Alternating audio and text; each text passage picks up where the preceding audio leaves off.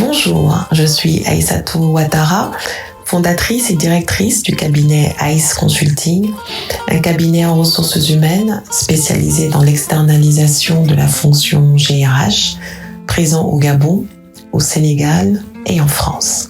Alors aujourd'hui, je vais vous raconter un peu mon histoire.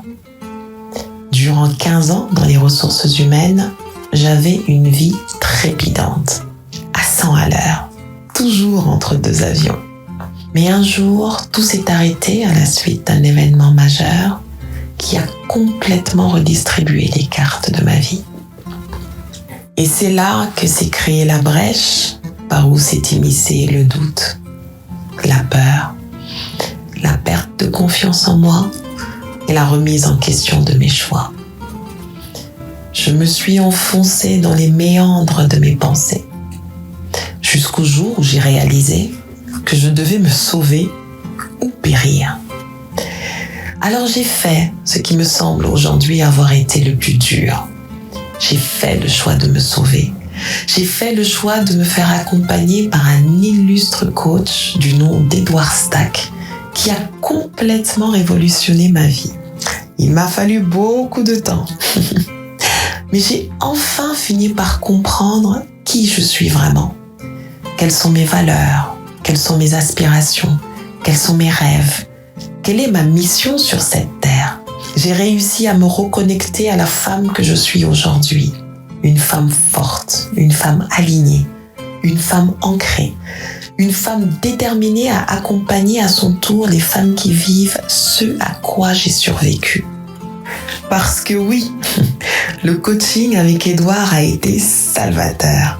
Et il a suscité en moi l'envie d'accompagner, l'envie d'être utile à l'autre.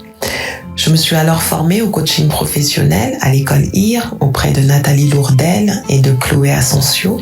Et pour rajouter une corde à mon arc, pour affiner ma pratique et trouver ma coloration de coach, je me suis aussi formée aux pratiques narratives à la Fabrique Narrative auprès de Olivier Perrin et de Jeanne Prévosto, afin d'être mieux outillée pour accompagner en douceur et en légèreté les femmes, les cadres, les chefs d'entreprise, les femmes de la diaspora qui évoluent dans un écosystème qui n'est pas toujours simple, à assumer pleinement leur biculturalité ou leur multiculturalité, à assumer leur succès, à révéler leur potentiel, à conscientiser leurs atouts, à être en adéquation avec leurs valeurs, à ne plus être dans la suradaptation et à se départir du regard des autres et du poids de la culture.